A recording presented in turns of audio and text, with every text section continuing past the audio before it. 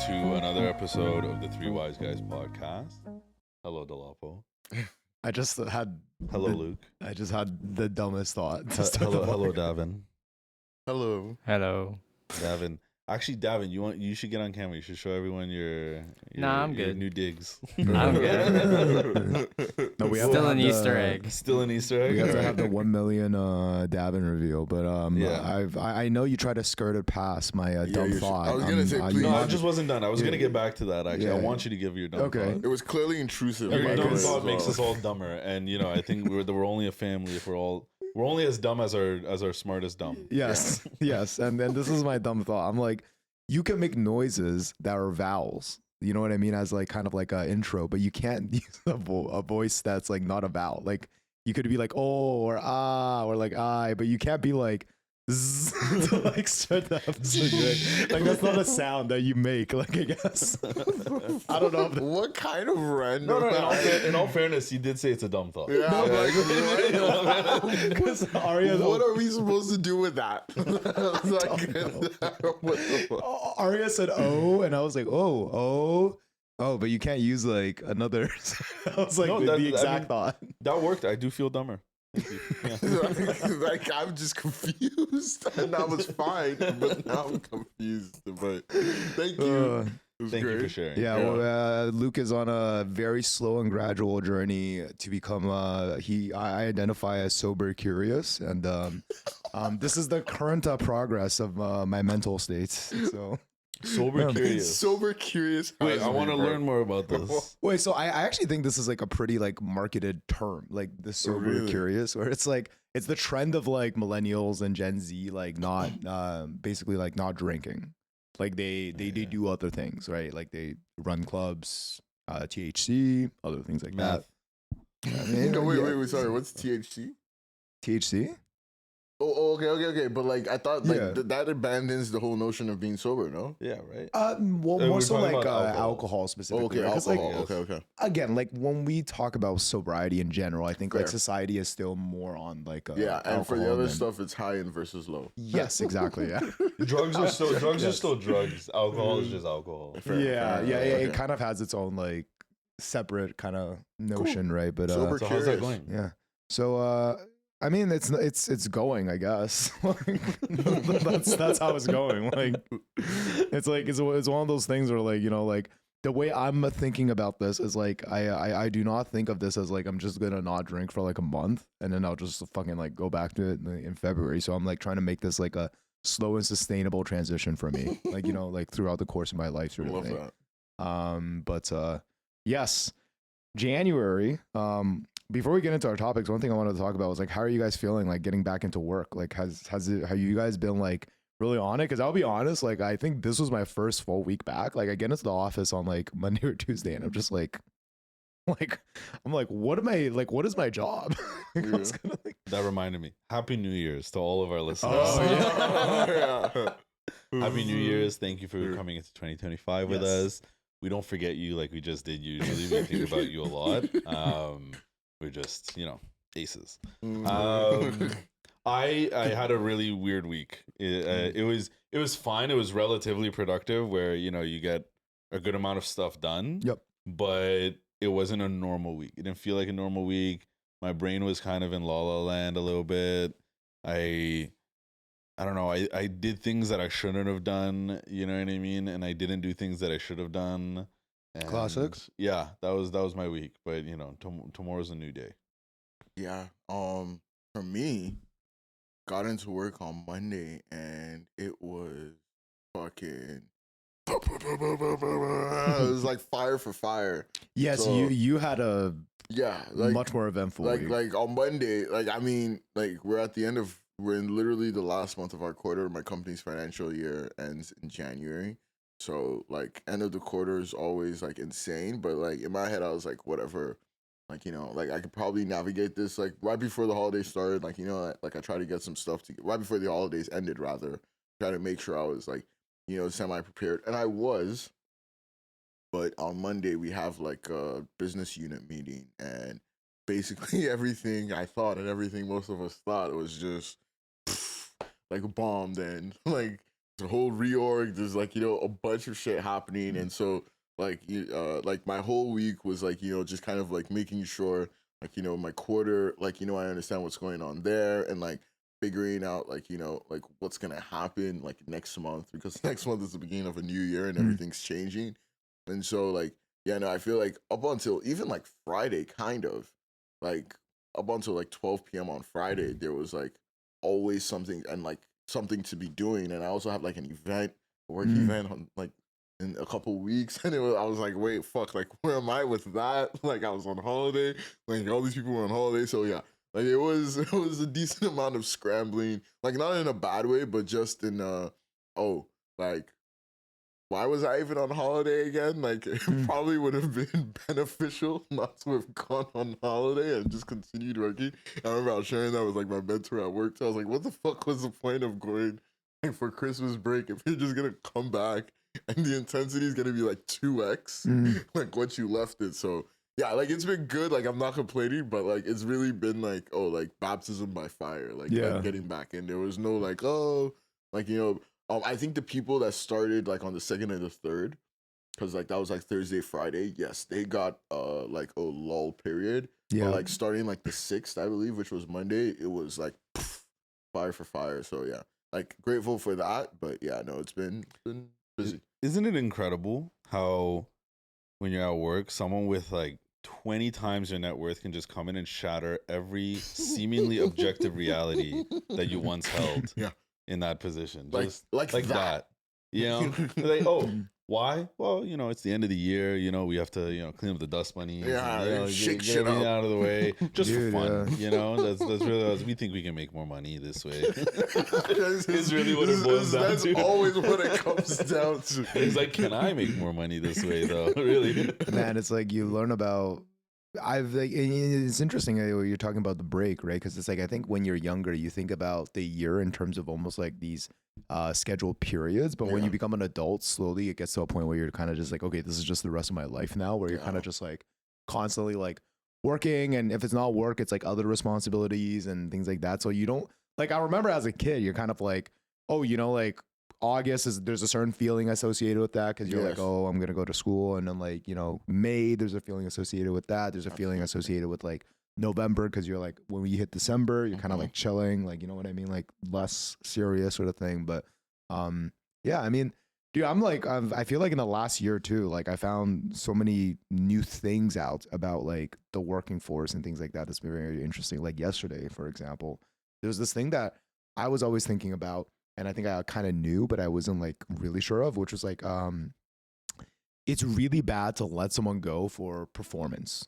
And the reason is because if you let someone go for performance, very likely they can sue you and they'll win the lawsuit because performance is extremely objective.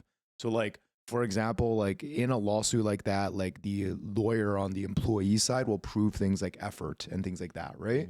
So this is why, like, remember last year when I was talking to you guys about like the one person in my company that like I knew that got laid off. And the reason they got laid off was a lack of business demand, where like it was basically like, we don't need your department, or like we don't need your role. And it was not that you were underperforming. And then yesterday, I'm talking with, so we went snowboarding yesterday, and I was chatting with one of my old bosses, and one of the things he was saying is like, even though the company's doing well, he has to deal with a lot of these bureaucratical things, like, you know, like he has to deal with, you know, clients that are like, oh, we want to leave, but he has to kind of like tell them, hey, like, you know, you're locked into this contract, and like he has to deliver news like that. He has to try and like kind of find ways to almost like make people quit because they don't want to fire the underperformers, because then they can go to lawyers and then it's a whole thing, right? So it's like one of those things where like, man, like even from like a work standpoint, you don't even think about stuff like that, dude. Like you don't think about like, if you're a business owner, like now you kind of have to do these maybe scummy things to even get rid of someone. Like it's crazy. That's right. Man. You don't think about it. If any of my coworkers are watching this, especially my superiors, I never think about litigation against the company ever. Not ever once has that ever come across my mind. I'm not thinking about it, not plotting on it or anything like that. Of course. Yeah.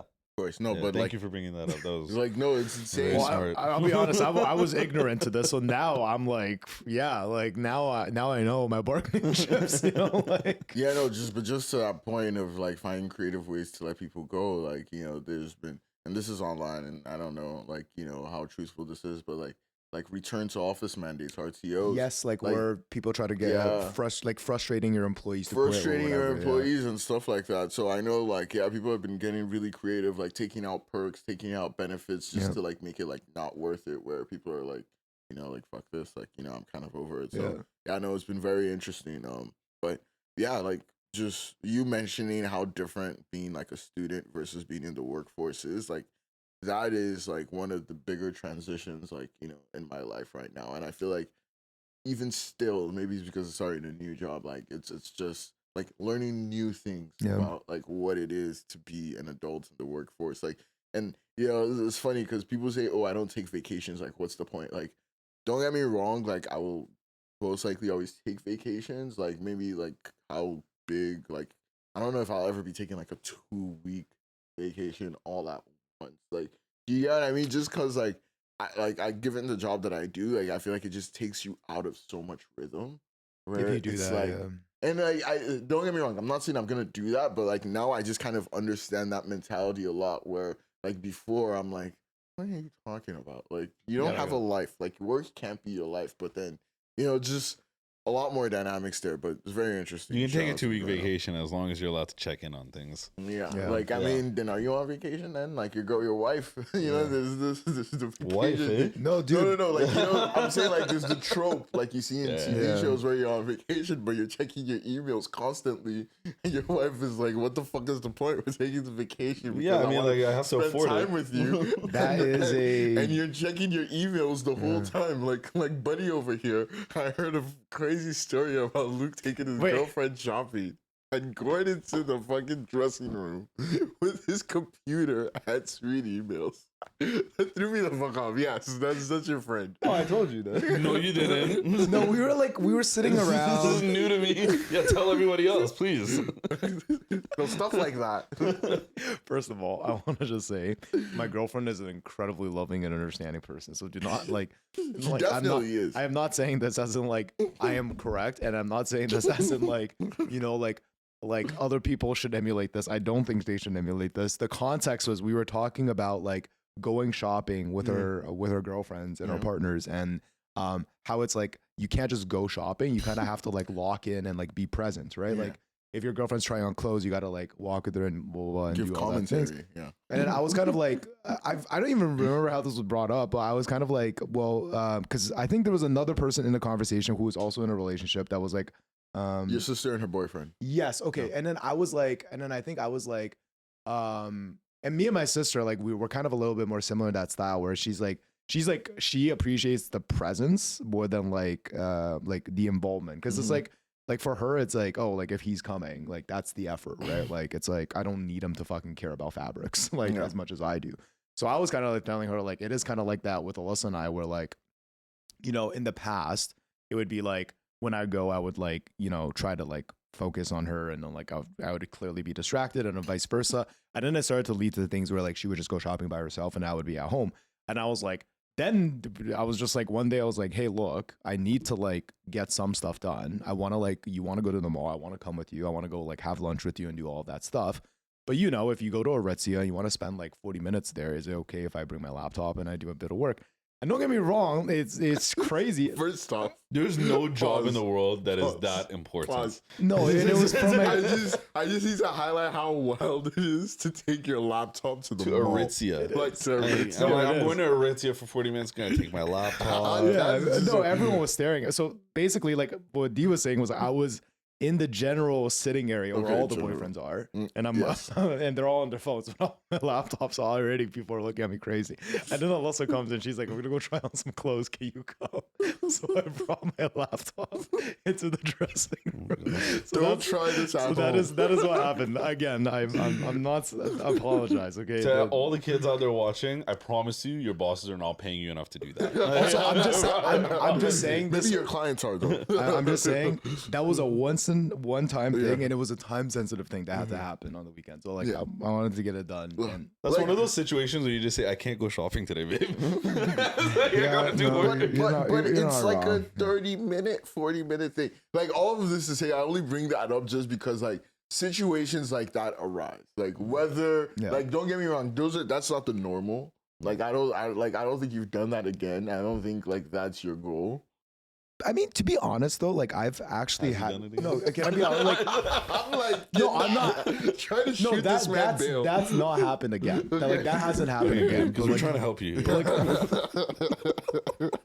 No, I was just like I've had a conversation with my girlfriend where I'm like, look, like I plan to be an entrepreneur. If I'm an entrepreneur, given like what I do, I'm most likely going to work with clients, and I'm going to work with a few really expensive clients, no matter what I'm doing for the rest of my life, and that's going to require me to be responsive. Like that's the nature of this job, and I'm like, if you want to have things like, for example, you want to be able to send our kids to the things that they want to do. If your family wants something, you want to be able to get them that thing. I want that to happen, but a caveat of that happening might be that in certain circumstances, I'm not gonna be 100% present. And like, keep in mind, I'm like that. You know what I mean? No, you like, are, and it's yeah. like she knows that, so it's like one of those things where like I don't feel like I would feel horrible if she was hiding the fact that she just hated this entire Yeah, I time. don't think so. Because we've been together for quite some time now, but.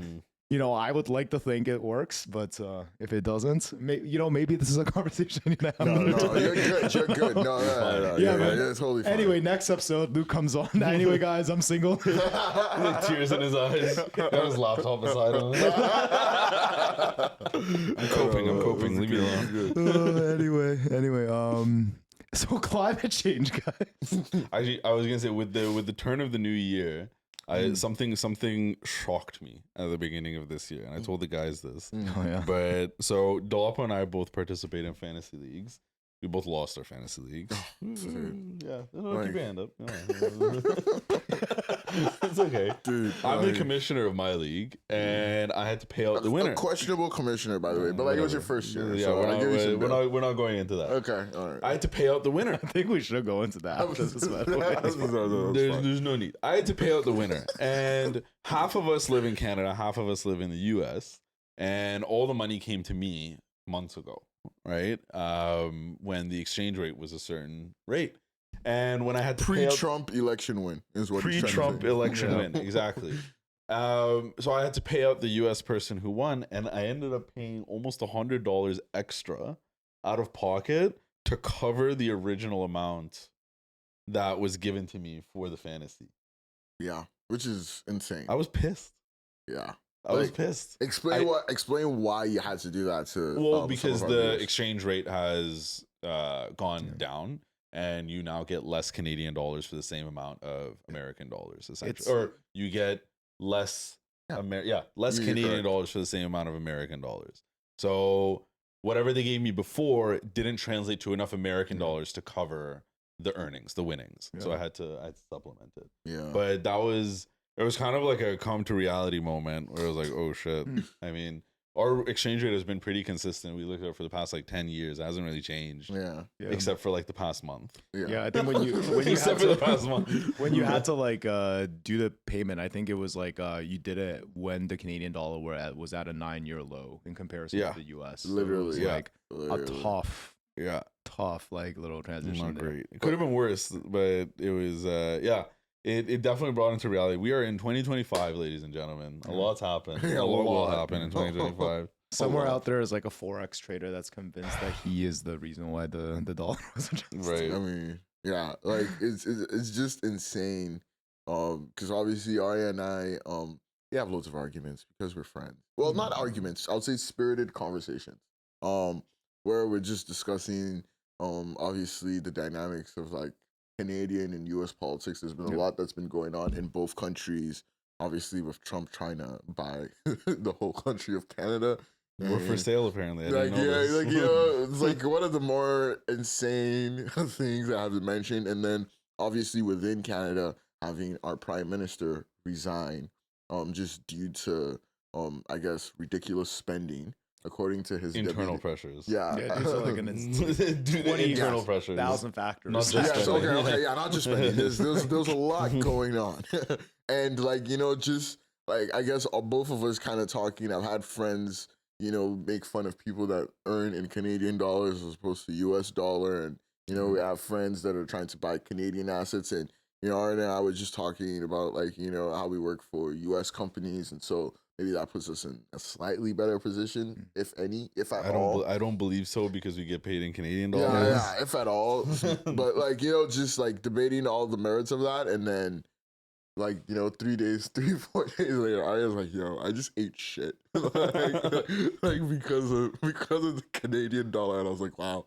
Like even when I was arguing that, I didn't think it would I should have seen it coming. Like, I guess like you would think that too. And like giving context, like I'm also in a fantasy league, but I'm the only Canadian in my fantasy league. And we have 12. And like when Arya told me, I was like, it's just been a shame that I haven't won. Because you would have gained. I would have made like possibly, because 30 there's to 12 of 40% us. more. Yeah, like it's like about $1,200. Like I would have made like about like 30 to 40% more. Well, outside of just the winnings, like Yes, you know what I mean, on that. And like if anything, this has given me incentive like to invest like this year I invested in AI for my fantasy. I paid like an extra like $100. Like next year, now I know, because the bet is pretty asymmetric, I can invest even more. Right. Because this investment paid off really well, right? Yeah, like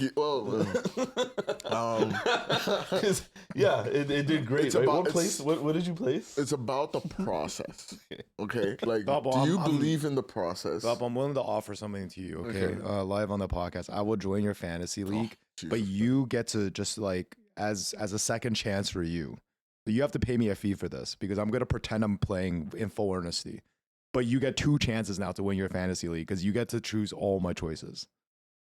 But I will pretend in full earnesty that I am playing this fantasy league and like I'm doing all this stuff. It doesn't work. But like you get a second chance. It doesn't work. Like we can't. It especially doesn't work people. like that because you said it live on it. Yeah, but like now, this is a now we're you see, like in my league, like Arya's league, we actually have an active commissioner that actually calls out questionable activity. That's okay. That's okay. As opposed to participating in questionable activity. Like I didn't participate in questionable activity. Okay, don't cast aspersions on me like that. Okay, sure. Well, all right, moving on from the fantasy topic before I get. Yeah. Anyway. I did not play fantasy this year, and I felt a little left out. I won't lie. You can join next year. Yeah, you can join. I don't know. It's just like I don't think I would put enough effort into it, and I think I would be bitter about that. So you don't feel left out. I feel left out in the sense that dude, any Sunday activity we're doing, Arya and D are talking about football, including weddings, formal events. Snowboarding. Right. Yeah, actually, there is football talk, and I'm just like, I'm on the sideline. I'm like, oh, okay. There's money on the line. Money on the line. Well, not anymore. We lost. Yeah, this is the feeling of an outsider. I feel like I'm in elementary school. No, it's all good. It's all good. I guess I was gonna mention, like, just from our last episode, one of the things we kind of talked about, like, I think it was the times, what was that list? Inventions, The invention, the top 200 inventions of 2024. Exactly, and we went over, we highlighted Arya specifically. No, we highlighted a couple of them, like the toilet, which was fun. Yep. We highlighted X Bellwether. We highlighted the heart. Yep. And I guess just leaning on that, like the X Bellwether, which was kind of something to help predict natural disasters, became extremely relevant this past week. With the Los Angeles fires and how rapidly they spread, the areas that were affected. I don't know, were you guys able to see that, read some of these news articles? Just curious what your first impressions, initial thoughts were. First of all, I know a few people in LA who had to evacuate. Like they're all okay, but anyone who's out there struggling right now, we hope you guys are staying safe and doing okay. It was pretty heartbreaking. I mean, like, a lot of homes got destroyed. A lot of people had to move around. They'll be fine. They'll rebuild. Most of them were pretty rich. But overall, Dolapo and I were looking at this, the economic impact of this Palisades fire, this Los Angeles fire, is equivalent to the economic impact of Hurricane Katrina, Wow. but with like a fraction of The area. the neighborhoods that have had to be displaced. Which is insane. That just kind of goes to show the wealth disparity between the two. Either way, it's really sad. I mean, we can continue talking about it, yeah, of course. But no, I just, that was my initial reaction. It's sad, and I know people there, people who aren't rich who are affected by it, and you know that breaks my heart for sure. Awesome. No, I mean, like, I don't think I'm like as well read up on this topic as like you guys are. Like, I haven't been paying super like close attention to it. Like, obviously know generally like what is happening, and incredibly sad. The one thing I'll say is like what I have been seeing is like a lot of the clips of the fires, and it's like it is like very humbling as a human being to see like that scale in terms of nature. You know what I mean? And that is like, it is, from what I understand, like it was like a natural phenomenon that started this fire. It was like dry air combined with high temperatures and a bunch of different things that caused the forest fire. I believe a lot of wildfires actually started from lightning strikes in like really dry areas, because like they're like when there isn't like ignition points. But it's like you see some of these fires, man, they're terrifying, and like even like you see like all these helicopters flying over and dropping like water and whatever on them, but it's like it's just going, right? Like it's like you don't like think about like the vulnerability of humans just because like it feels like, you know, we're so dominant in the world, but it's like something like that, like there isn't really like a way for us to stop it, you know, like what I mean? Like we can't just like throw money at it and it goes away. Like yeah. No, it's insane. I think I like both your perspectives. Arya just coming from hearing it such Katrina and saying, "Oh, this is all rich people this time." It's funny. It doesn't make it any less sad. No, it doesn't. It doesn't. And then like, you know, just Luke talking about the helplessness. Yeah, I think it's incredible. Just the scale. Yeah. I think like of nature and like fire. Like, you know, it reminds me a little bit of as a kid, like, you know, in church, and like, you know, they're like fire from heaven. Heavenly fire. It literally kind of is fire from, like, imagine you're back then and you have technology to understand climate change and like wildfires. You'd just be like, fire from heaven, like, you know, like it just happened, and people would start worshiping the fire from heaven. But like this is literally what happened, and like Luke said, like, you know, that's not something you can necessarily, you can't control it like in any way. Like, you know, the best thing you can do is try your best to predict and try your best to model, and, you know, make sure you're able to like contain as best as you can. It's more being prepared for like an instant reaction and the best type of reaction, as opposed to like, you know, preventing it or like, you know, not making it happen. And I guess the reason why I wanted to highlight that was because like the Bellwether like application greatest inventions is something that can help with that. But the other thing, like I guess that would be relevant to this was I guess the biggest use case for me when we're speaking about it, and I know Luke talked about it from watching the episode, was like the insurance claims and like, you know, kind of how that would affect that, and like kind of where people would live and things like that. And the lack of insurance claims, yes, because a lot of them were no longer covered. Yeah, and that's why I'm bringing this topic specifically. So I think two things have come out just from a social, like a responsibility, government responsibility and kind of economic responsibility from these fires. Is one, the lack of preparedness of the LA fire department. Apparently there's a lot of fire hydrants, and obviously like this is just from me like reading like, you know, news stories. So like this is not a first party reporting. Okay, this is third party, and we can share some of the articles that I've been reading. Not having the water. I know exactly what you're about to say. What? Actually, no, you just say it. Yeah, like I was like, I don't know what I'm about to say. But I don't know. I actually don't know what you're about to say. But yeah, no, like just the waters. That was one, and then the second is like the insurance claims and the lack of insurance. Like just as a fact that you could buy a house without insurance, or buy a house with insurance and have that insurance canceled, is mind-boggling to me. And apparently this has been what has been happening in LA like over the past like 18 months to 24 months, the past 2 years. I read somewhere else actually that insurance companies are dropping their clients since 2019. Since 2019, they've been steadily dropping, I think, over 80% of the coverages have been dropped Yeah, since 2019. like From 2019 to like 2023, and then I think in the past year there was another big surge. and just to explain what this means really in like layman terms is, I buy a house in an area, I get insurance for that area. Like I pay whatever premiums it is depending on For how many years? Like I don't know. For you get insurance for is years. for 1 year. No, but I mean, it's for 1 year. like a lot of these policies that were canceled, like people have been paying those They've policies. been paying these policies for fucking, like- years. Yep. Like, you know, people didn't just start living in LA like 2 Yeah. years ago, right? And over the past, like since 2019, like Arya is noting, obviously we've been seeing like a more increase in climate disasters. And your insurance provider comes to tell you, hey, your house is in an extremely risky area. And we think some shit is gonna happen. And because of that, we can't insure you anymore. But yeah, like, you know. Like, Good luck. Good luck. I like how you said it for layman's terms. Like, no, because we were describing it is as straightforward and simple as it sounds. It's just unbelievable because it's crazy. Like, Fucking crazy. can you imagine? Like, the literal point of insurance is to have something cover you for when things go wrong. And the insurance is like, oh, wow, like, we think there's a very, very high probability things will go wrong and we can't cover you. But Yeah, because it's good like luck. You have a beautiful house, though. We just won't. And that's been going on for the past 3-4 years. And so, like the knock-on effects is, like, a lot of people whose houses are getting raised, like, there's no insurance. Like, they didn't have insurance. And it's blaming less the government now on some people, like moving here, like, because I'm an immigrant, came here a couple years ago, and like starting to live in like proper apartment buildings, like I found out how important it was, like especially moving to Toronto, like a landlord isn't even gonna look at you if you don't have insurance. Yeah. And now I'm just thinking like wait, what? Like, how has this been allowed to happen?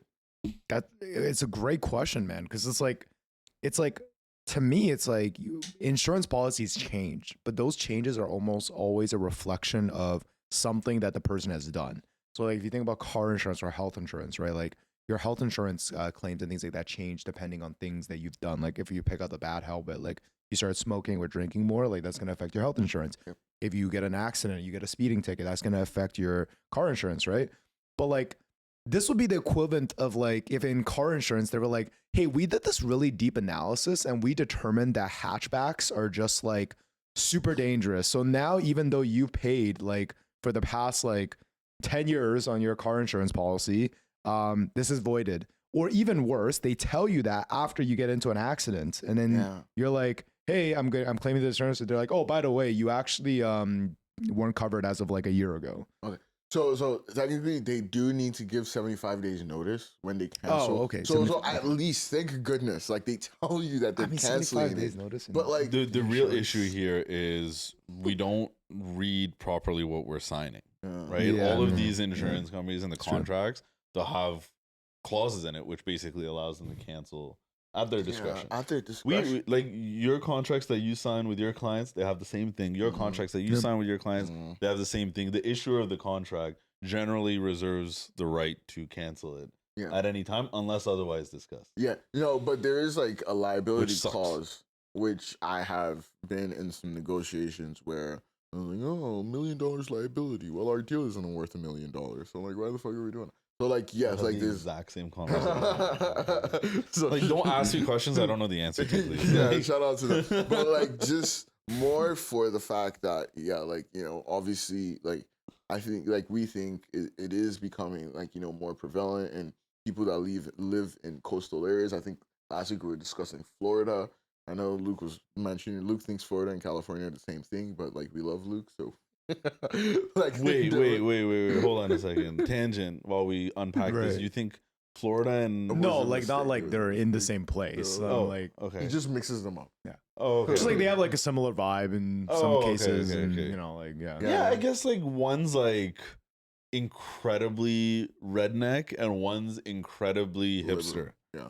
You know So what I they're mean? It's like nothing alike. it's like the same spectrum, but like on two different ends of it. Really? Yeah. No, makes it's- sense. Yeah. I'm I don't even know teasing why. I think I'm That's just the comparing relation. like Miami with like LA sometimes. Yeah, or- I don't which is know. fair. Like Which Well, is fair, also this hurricane season that happened, there was a lot of turmoil that happened in Los Angeles, in the little yeah. ding-a-ling that we call Tampa Bay and Yes. Orlando and Miami and all of that. And their insurance, I didn't see a lot of reports about their insurance policies canceling on them, but there was a lot of buzz about reinsurance, insurance companies yes. not being able to cover themselves, previous natural disasters that happened that are now happening in bigger frequency. Insurance companies have gone solvent and claimed bankruptcy. So it's I see why this is a concern for them. It sucks that we bear the brunt end of that as people. Yeah. Because I mean we have to live in these conditions. No, And, absolutely. you know, sure, I get it. The world is changing, but people are still living in the conditions. Like Yeah. it's changing for us as well. Why are we not able to be covered? Why are we not beholden to that? Yeah. And again, I think one thing that we discussed is like real estate and your homes is your primary wealth, like as like a member of the middle class. Yeah, absolutely. Like a lot of the wealth of a lot of families is in their homes. And like imagine like all your wealth being uninsured and then an act of God. Fire from Yeah.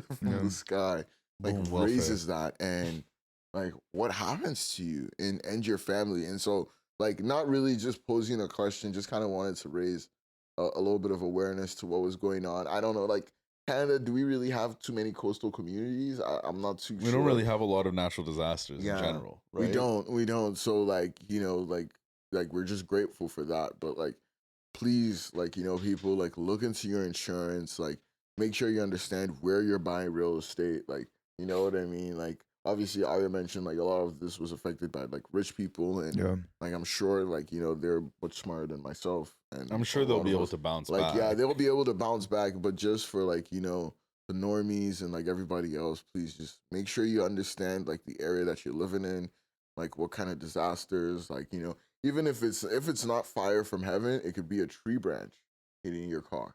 Which like, is you know, exactly yeah. what happened to me. Yeah, and like you didn't get covered. So like, you know, just kind of understanding the dynamics of these things. And like I don't even know what to think of it. I know like Luke wanted to talk through if insurance was evil. I don't even understand the fuck these insurance companies are doing and like how they're getting Well- away with this, but like it's just insane. Is insurance an inherently evil industry, you think? No, it's not. It's just like it's just like a lot of the negatives of insurance are just like when you like put it onto paper, it looks so bad. Yeah. You know what I mean? Like when you talk about like the negatives of insurance, like people being denied like life-saving drugs, or like, you know, like you paying a long time for a policy that's supposed to protect something, and then the insurance company trying everything in their effort to prove that you are the one that's guilty, even though you're, you know what I mean? Like, yeah. and sure, like obviously it's an inherently like necessary thing. I think something else that's interesting to bring up is like America and Canada, right? Like we're kind of like we're new countries, and it's Yeah. like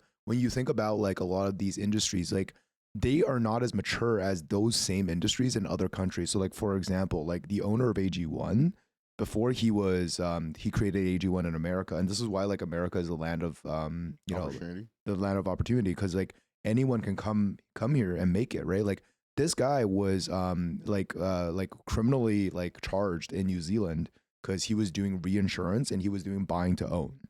So like a lot of these scams like have actually existed overseas like so long ago, right? Like a lot of these policies have existed, like societies have had things like this, and then those people, it just stops working there, and then they bring it to America, and then they tie a new bow on it, they put a new spin on it. America also has so many new financial instruments, so it's like getting money, you know, creating liquidity through like tons of All different sorts options. of Like stuff. taken Yeah. in like a lot of countries, the only way for you to get capital is like, you know, someone with money. Yeah. Like as a poor person, you're not even going to be able to go to the bank and be like, yo, let me get like $10,000. That's not like possible. Right. So it's like the fact that in America, you can get angel investing, you can get crowdfunding, you can get loans, you can get all of these, even payday loans, like as sketchy as that is, right? Like Yeah. there's options of creating cash that creates kind of more opportunities for, not for scamming things, but it creates like opportunities for like not very thought through things that get sold. You know what I mean? Like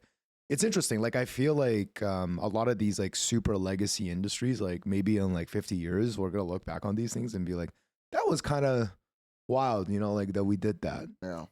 I don't know though, because it's like America is also the most prosperous country right now, right? So it's kind of hard to. Yeah, there's It's two hard to- sides to yeah. every coin. It's like the reason, like because of all that liquidity, you get all the innovation, but Yes. because of all that liquidity, you also get all the scams and all the not well thought through Yeah. ideas. And I mean, Yeah, you it's kinda like have the to live with the pulls and the drawbacks of a free market. yeah, for Yeah. free, exactly. Like if you want to be able to Yeah. do stuff, yeah. I mean, you will need regulation as well. I was gonna ask about insurance. Like, do you guys think insurance has helped more people than it's screwed over?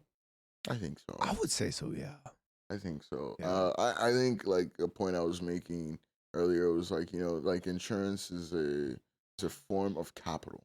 So like when Luke mentions like Okay. the various ways liquidity can be made available, like here like insurance, like all of our insurance premiums are being stored in a bank account, and those like the bank, like as anybody that has a decent amount of money knows, is like you don't just keep money sitting in a bank account. Like you put that money towards like a savings account to earn interest. Put that money towards like bonds or like a GIC, or you can invest that money in the stock market. Or if you're extremely like like if you have a high risk appetite, you can invest in like a startup or a company. And so like yes, insurance, like they don't want to pay policyholders, they don't want to do that, but they also capitalize the economy. And this is just one way that they benefit that I think is a mass, like a lot of insurance funds, a lot of insurance invests in like Canadian bonds, you get what I mean, which helps capitalize our government. Like I'm sure they invest in Canadian stock market, which helps to capitalize like like our companies, which helps to give, you get what I mean, like stuff. So like stuff like that, that's kind of like a secondary. Yeah, that's like more secondary- indirect. Yeah, but that's People, more indirect. people do rely Yeah. on insurance to protect their stuff. Yes, Because I was and gonna then- say, yes. even on that front, right? Like people who just like have car insurance and stuff, I would bet like more often than not, like that's gonna benefit They do get their people. Like, payouts, yeah. like I'm thinking about all the like, for example, like a common criticism is like, oh, insurance is super high for young people, right? But imagine like you're a 16, 17-year-old and you get into a car accident. It's like if you don't have insurance, how are you, like your life is over, man. This is Like done. like you're not going to university. Like how are you supposed to pay that off? Right? Yeah. It's crazy. And it's like insurance, yeah, it'll protect that person. Sure, they might have to pay a higher premium for the rest of their lives, but in some ways, right, it's kinda worth better it. than having to pay that lump sum right Yeah, then. So it's I think, I have a friend who's been in an accident that was not his fault, and yeah, he was able to get his insurance payout. It was literally a hiccup in his. Don't get me wrong, it was stressful, but it was like a stressful month as opposed to a stressful 4 or 5 years. yeah, exactly. Where he was able to get the payment back, and he was able to get a new car, and Yeah. use the money to do other stupid shit that young people do with money in lumps. Yeah. But yeah, no, just kind of wanted to highlight that and highlight Expel Weather and yeah, something like people should be looking towards. So is there an inherently evil industry, you think? I don't know. Like I don't know. Some industries are probably like insurance is an interesting one to bring up because that's more of like a perception based thing. Like Mhm. I was actually gonna say like when you were breaking down the layman's terms of the stuff in California, I'm like, in my layman's term, the CEO for whoever insured those houses, watch your back, bro. That's all I have to say. I mean, We know there's been a recent target on the back of In CEOs this, in the Oh, U.S. yeah, in sheesh, this yeah. new climate, We should be that's- careful. We Wow. do not, we're Yeah.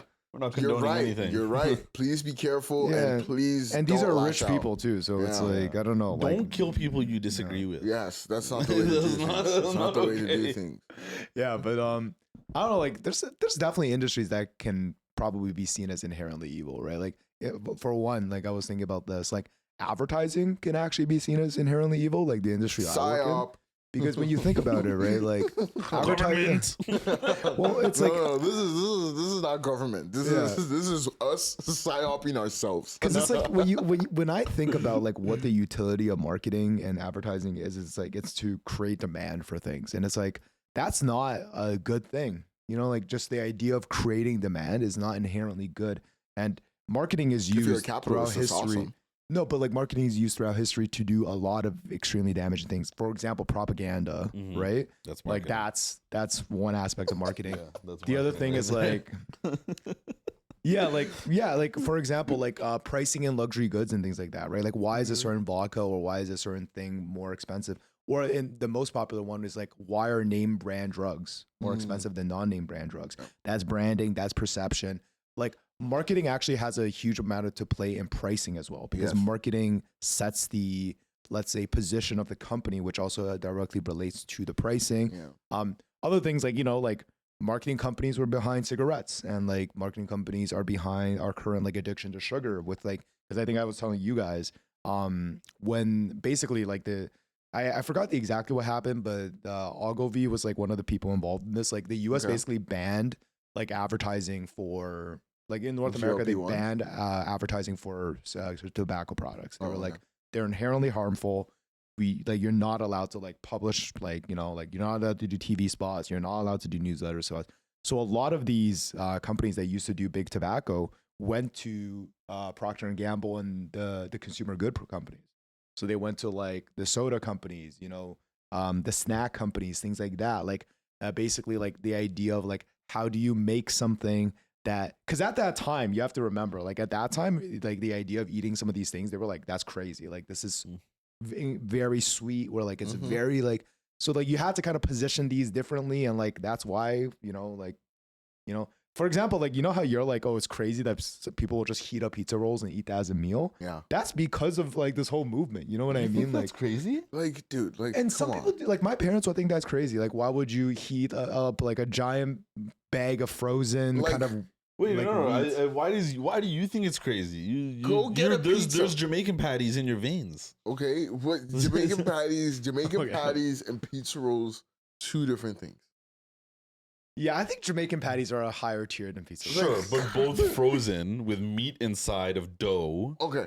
One's like so like, well, you know what I mean? Do you think if I had the opportunity to have a Jamaican, like fresh Jamaican patties, like made like right outside my house, like I wouldn't go and pay for that? Yeah, I'm sure if there was pizza rolls that were fresh I don't made think outside pizza the house. rolls are a fucking American invention. I don't think it's the frozenness that's the issue. Like, yeah, it's the fact that there's a pizza. I thought you were getting upset about the frozen. No, it's not the frozen. It's the fact that there's a pizza that's awesome and it's great enough. And someone was like, hey, why don't we roll this up, create a whole new class of things, and then start marketing that pizza roll? Because you can pop it like a pill. Look at that.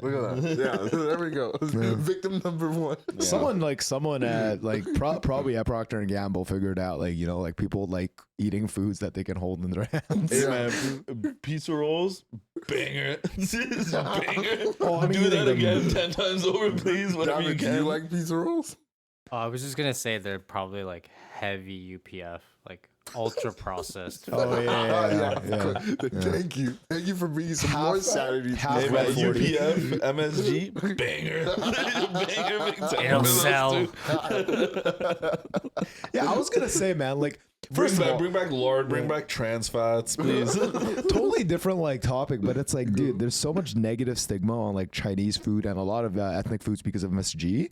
But like we don't put like Red 40 and like all these other crazy things in there. Like MSG is just like, like it's bad for cholesterol, I guess. Yeah, like but fucking it's like, go work out. You know what I mean? Like it's not. Yeah, exactly. So is butter. Yeah. What are we doing? Yeah. No. Sorry, it's because never mind. Yeah. Anyway, so one thing I wanted to kind of quickly chat about as well, just because like. The industry thing, I still want to talk about that, but like I actually didn't research that super well. But one of the things I want to talk about was like perception on immigration, right?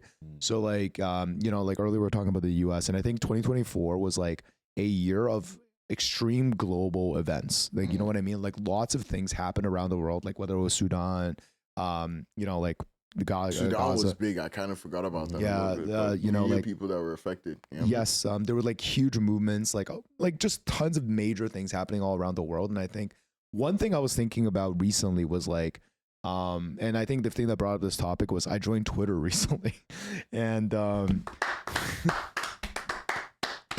this is the first time the three of us have had a group chat on a social media platform. Yeah, in about 2-3 years. Yeah, we had Messenger. We used to have Instagram. We used to have Instagram, but Messenger, man. Sorry, Zuck. My fault. I didn't mean to be mean. That's also like a big fall from grace. Messenger used to be like used to be the spot. When people used Facebook Messenger. Yeah, that used to be the spot. Yeah, but like no longer.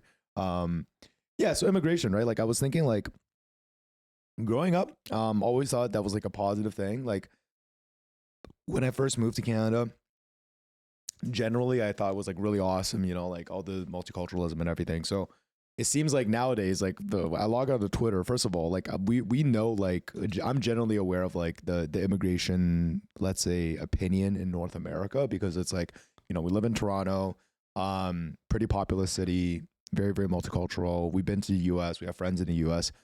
I didn't know personally there was a lot of tension in Europe, and if anything, more so than in North America with about immigration. Like, and for them, I think it's more related to refugees. So it's like when I joined Twitter, my feed started to be filled with like these like clips from Germany and stuff, where like there were refugees attacking like just like old people, like stealing all their shit and stuff, and like running off, and like there was a woman walking and this guy just like socked her out of nowhere. I was like, what is going on? And then like you look at like all the retweets and the replies, and this is probably why I'm getting more of them, because I'm looking at the comments and stuff. Absolutely. Like, yeah, like every one of the comments is like, oh, we need mass deportation. And I'm like, this is crazy, because I see this on SixBuzz, and I'm like, SixBuzz is like echo chamber. People are crazy. They say whatever they want. But then I'm also seeing this in Europe, which so it started to lead me to like do a little bit of an investigation. So I was basically like asking GPT and analyze like different articles from 10 years ago,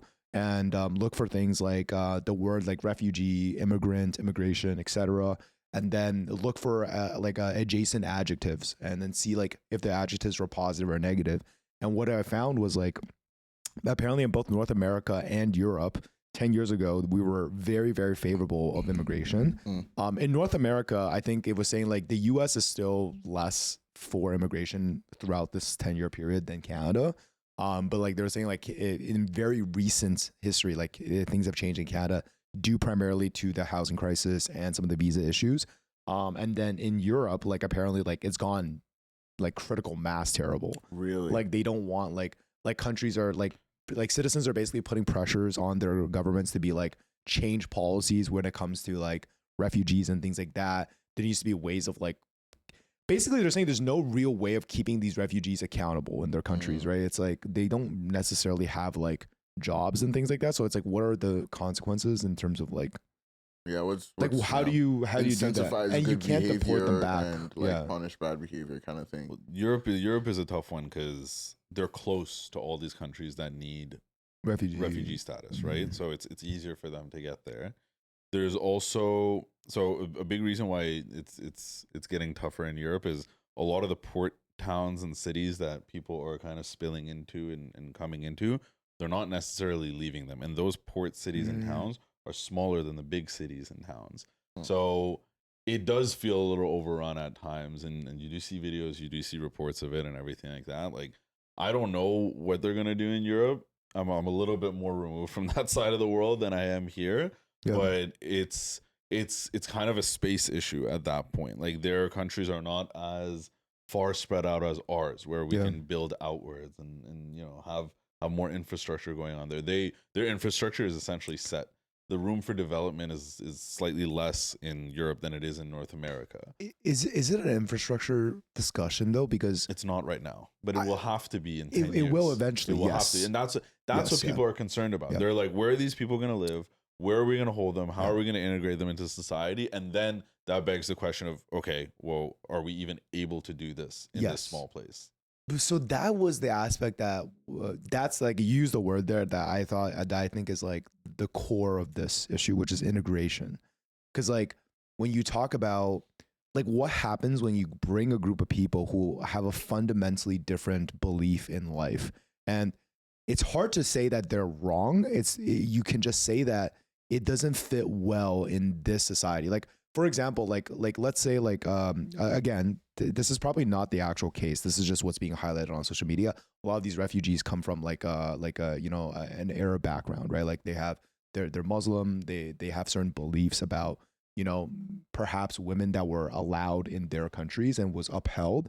And it's not their fault either, right? They grew up in this society. They grew up with these customs, so they're used to a certain, let's say, lifestyle, like not removing all judgment from what is right or wrong from both lifestyles. They're used to something in, you know, Denmark, in Italy, In Germany, they're used to a different style of lifestyle. Now you're integrating both groups. One is a refugee status. One group lived there. You know what I mean? And it's like, who has more right? Because it's like, it's not that I don't empathize with the refugees. I feel it from the, the citizen standpoint, right? Where it's kind of like, well, I'm not doing anything wrong. I was raised here. And now all of a sudden, like, my uncle has like a chance of getting jumped, or like my sister is like getting groped, or you know what I mean? Like, maybe we can split this conversation off a little bit, right? Yeah. Because the thing that's happening in Europe is very different than the thing that's happening Yes. here, right? Because refugees are not the same as immigrants. yes, And that fundamentally changes the way people think about them. it's a tougher topic. If you ask me, I think immigration is a wonderful thing, Yeah. right? And I think most people that you ask, if you really have a good, honest, in-depth conversation, the conclusion that they'll draw is that immigration is a good thing.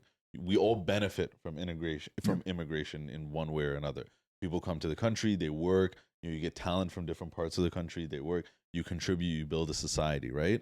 The question is, how do you make this happen, right? And that's kind of the big dilemma that like Canada's facing, for example, where it's like, okay, your population has increased by 25% more, you know what I mean, in a span of 10 years.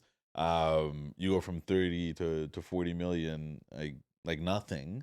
And whether this, and that has the effects of that have no bearing on whether immigration is good or bad, right? It's like the volume of it, and is the country able to maintain that and handle it, right? Yeah.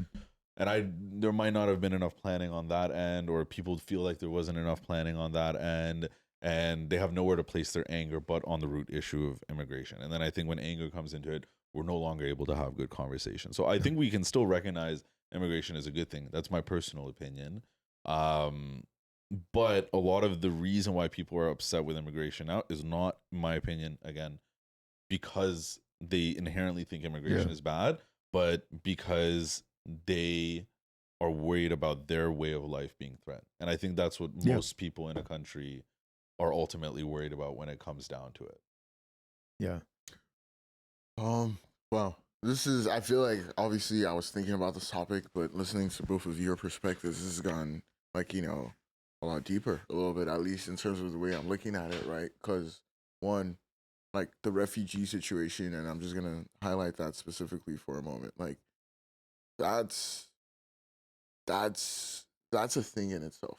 That's incredibly complicated. Like it's incredibly complex, and like fuck, like like just to refugees, like all my empathy with you, like I can understand like the struggles of that, and to people like that have their own countries, like like these are like displaced people, like they're different from immigrants, like Arya said, like immigrants, like they planned for this, and like they chose that versus like refugees that are just trying to scramble. And so that is a very, very delicate situation that I don't wish on any leader. Like good luck, Europe.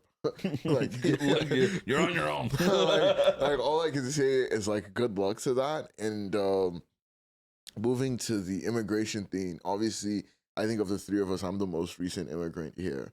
And I'm not an immigrant, for anyone confused. Yeah, these two are immigrants. Yeah, so we're whatever.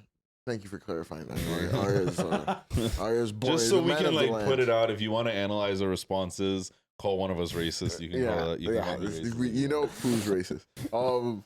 Yeah, like immigration. Yes, like I don't know, good, bad, whatever. Immigration is something that's happened, something that will always continue to happen. Yeah, and it's really important to kind of understand, I guess, people's goals and people's incentives versus just like what is happening. And so I really resonate with what Arya shared in terms of, at the end of the day, people in host countries just don't want their way of life threatened. Yeah. And like, a way of life being threatened is like, that's an existential threat to a lot of people. It's your identity. That's the word I'm looking at. Identity. It really is your identity. It's your way of life. It's the way you've been living. And so like when that comes into question, like, a lot of behaviors, tend to like show. And those might not be positive. Those might not be negative. I don't know. Just behaviors tend to show. So that's one part. And then there's obviously the immigrants themselves. Immigrants, it's certainly, the volume has increased.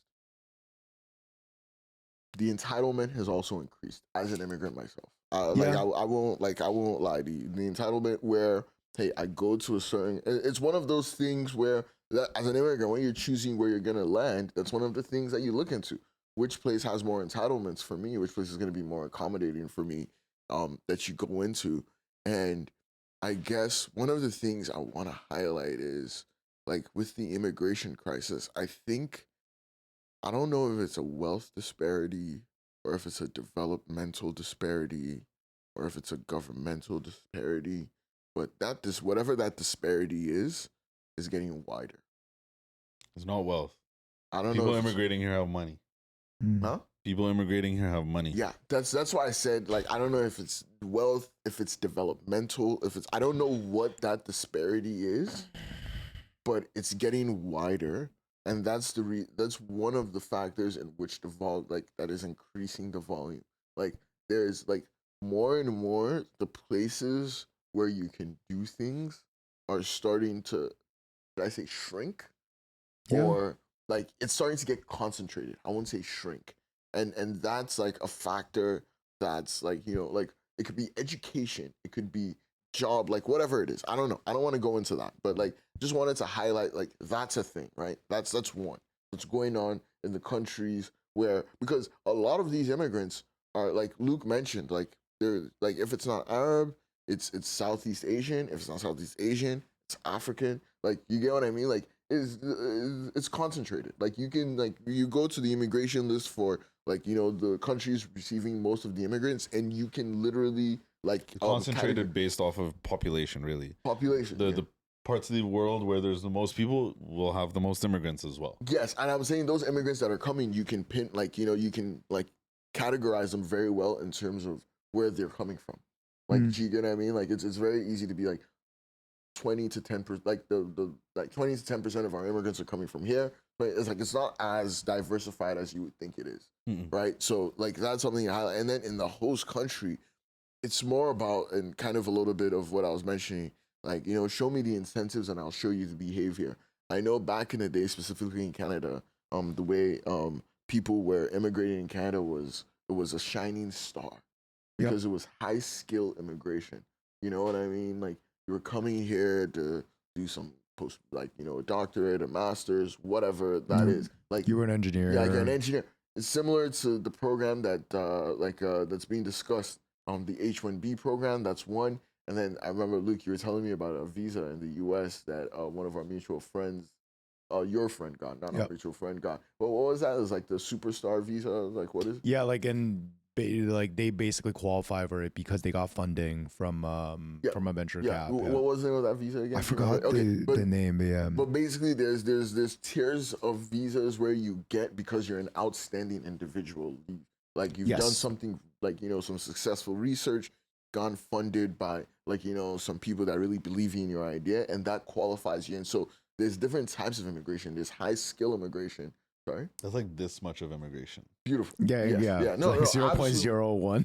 No, absolutely. and I'm just saying, show me the incentives and I'll show you the behavior, right? Like, I don't think that type of immigration I get what you mean. more people will have an issue with. I think what's happening right now is the people that are coming in, and like the way that they're living and the way that they're using things and their identity, their way of life, and like, kind of the behaviors that they're showcasing, like isn't being properly incentivized or de-incentivized or aligned or assimilated or integrated in a way. That's tough too, right? You're talking about the specialized visas and everything. There's a reason it's this much of the population. Just an example. There's a reason things like that are the incentives for things like that. It's this much of the population because the actual people who have those skills in comparison to proportion is also this much of the population of the world, right? You just don't have that many people coming in.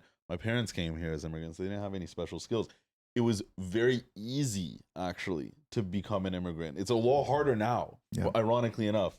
It is, especially in the past 10 years, a lot harder than it was 20 years ago, 30 years ago, but more people are doing it. It's a policy thing at the end of the day. But that kind of speaks to what Dee was talking about earlier, where it's like the places where there are, it's not about opportunities, it's about opportunities to scale, I think. And like those places are becoming less and less, like less of them exist, Yes. period. And I actually agree with what you're saying, where you're like, if an immigrant is coming into a country because they're a skilled individual and they come into that country to do that skilled thing, that is a successful immigration process where the integration is going to be smooth.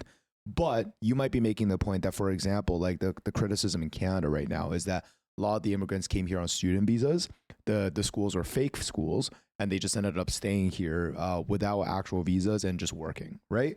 And like that might be a misalignment of the immigration goal to the results, because the goal was to bring in immigrants to, get educated, that had money, could help the economy here in Canada, set down roots that would benefit Canadians.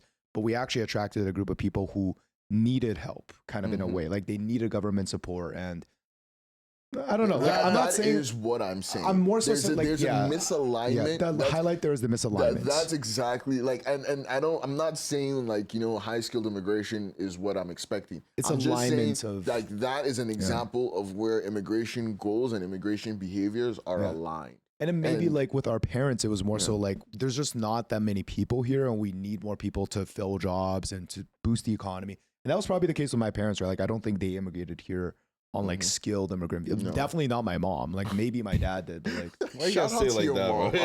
no, it's Jesus Christ. No, it's just because like they. Sorry, context is like my parents went to school in China, so neither of their bachelors was recognized. My dad has a master's in Singapore, which is why his degree was recognized, because it was not a Chinese degree. But like, so anyway, like my mom definitely wouldn't have qualified as a skilled immigrant. Yeah, I think if you bring skilled immigrants in at the scale that you bring regular immigrants in, you're going to run into the same issues. But my thing is, the question is, why are you bringing regular immigrants in? Like, what is, like, if you're going to bring regular unskilled immigrants in, there has to be an incentive in this host country. Let's say it's Canada. There has to be a reason why you're bringing those unskilled immigrants in. And the reason why there has to be a reason is because when they now come in, there has to be, like, they can't just sit at home and not go to school. There has to be pathways. Do you get what I mean? For these people to be integrated into society. And that's a governmental job. Do you get what I mean? There are.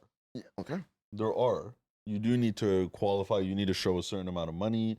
You need to show a certain amount of job prospects. I had family who tried to immigrate here, went through I saw the entire application process. There's multiple streams. You can do an entrepreneurship visa. You can do just kind of a standard work visa, to get in and apply. Applying for citizenship and becoming a full-blown like standard immigrant is different than the process to get in the country. Yes. You do that after you're already in the country. The reason you come into the country is a specific visa that you apply for, and those all have a specific purpose.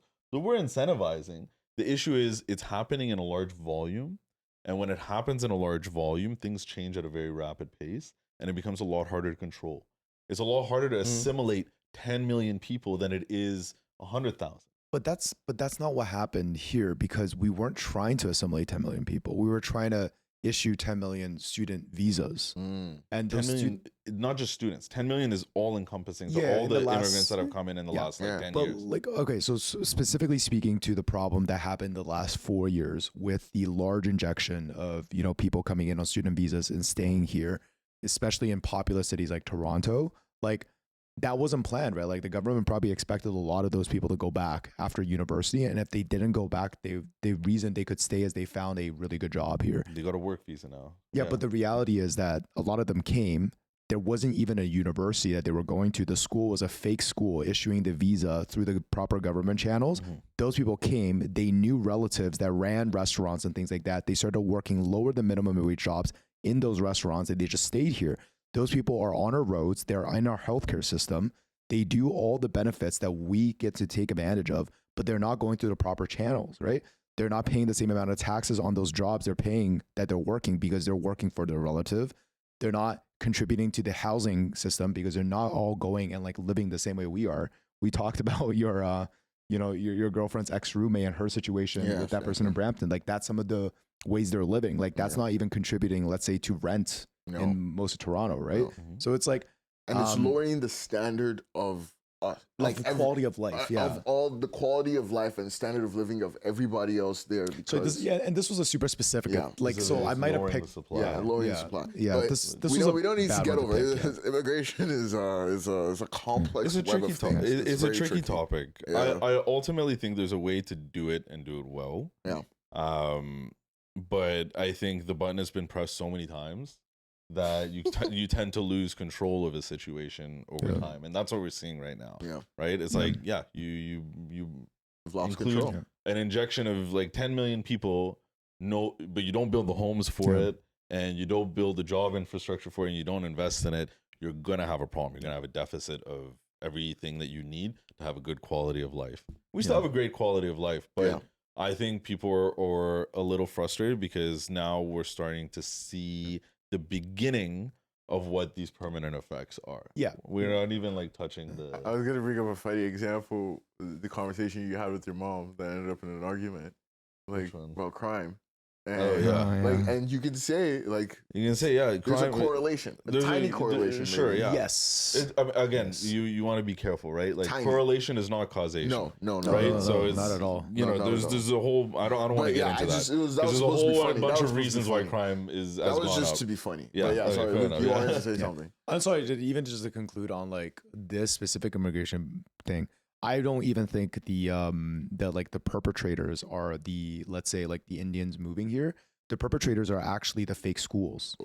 Yes. Like so the victims are actually some of these student migrants too, because they were promised something that wasn't the case. Like a lot of these people that I've like some of my clients who like know people in these situations, like what happened was like they were told this was like a fully legitimate school yeah. in North America, in Canada. There was a website for the school. There was pictures. There was fake Tens photos of of all the thousands of classrooms. Blah, blah, blah. dollars. And then imagine these people when they came here and like they were told this school is going to get them these jobs, and they come here and then they go, it's like a fucking office in a mall, right? Like the victims aren't even like, sorry, the perpetrators are not even the immigrants themselves. Yeah, It's the yeah. the perpetrators. So you know what? The nice little full circle moment. That is a truly evil industry. The people who are faking like their Yeah. schools to get fake, to issue fake student visas, Yeah. that's a true evil industry. I was gonna say earlier, I don't think any industry is inherently evil except for name examples such as pyramid human schemes. trafficking, Yeah. such as drug dealing, such as black market, Yeah. arms Yeah. dealing, Yeah. things like that. Immigration Those- fraud. Immigration fraud. Like, yeah, when you start getting into the things that we've already outlawed as a society, it might be an evil industry. You might want to consider that a little bit. But anyways, we'll wrap this up. We've taken up enough of your time. These are important issues that are facing us today. So this is a bit more of a serious episode. Nonetheless, we'll hope to catch you on the next one. And until next time. One love. 2025.